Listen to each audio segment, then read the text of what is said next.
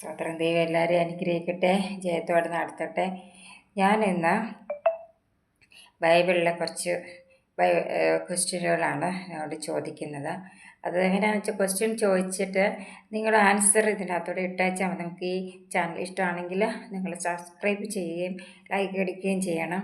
എന്നിട്ട് ഇതിനകത്ത് ഞാൻ ചോദ്യം ചോദിച്ചിടുന്നതിന് ഉത്തരം നിങ്ങൾ ഈ ഇതിൽ ഇടണം. അപ്പം നമുക്ക് തുടങ്ങാം. ബൈബിൾ ക്വിസ് സന്തോഷമാണ് എല്ലാവർക്കും.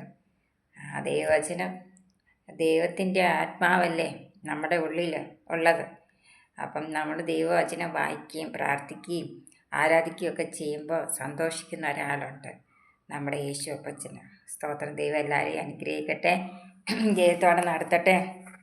അപ്പം ഞാൻ ക്വസ്റ്റ്യൻ ചോദിക്കുന്നത് അപ്പോസ്തല പ്രവൃത്തികൾക്കകത്തുനിന്നാണ് ഞാൻ ക്വസ്റ്റ്യൻ ചോദിക്കുന്നത്.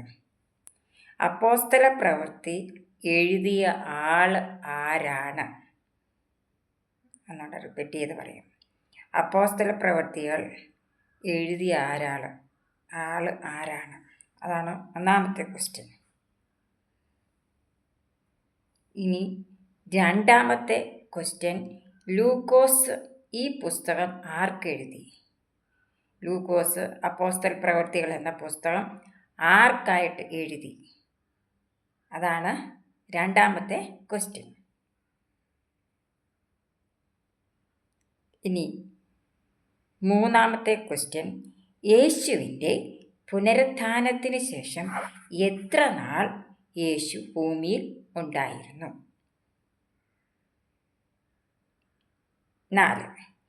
യേശുവിൻ്റെ സ്വർഗാരോഹണ സമയത്ത് ദൂതന്മാർ ശിഷ്യന്മാരെ സംബോധന ചെയ്തത് എങ്ങനെ?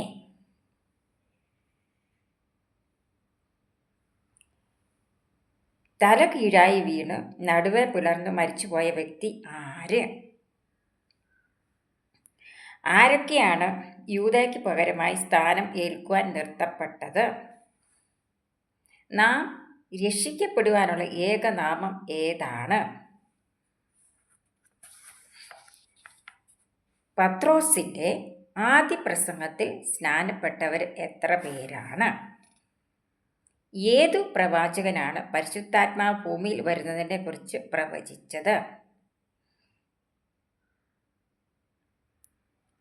ബർന്നബാസ് എന്ന പേരിൻ്റെ അർത്ഥം എന്ത്?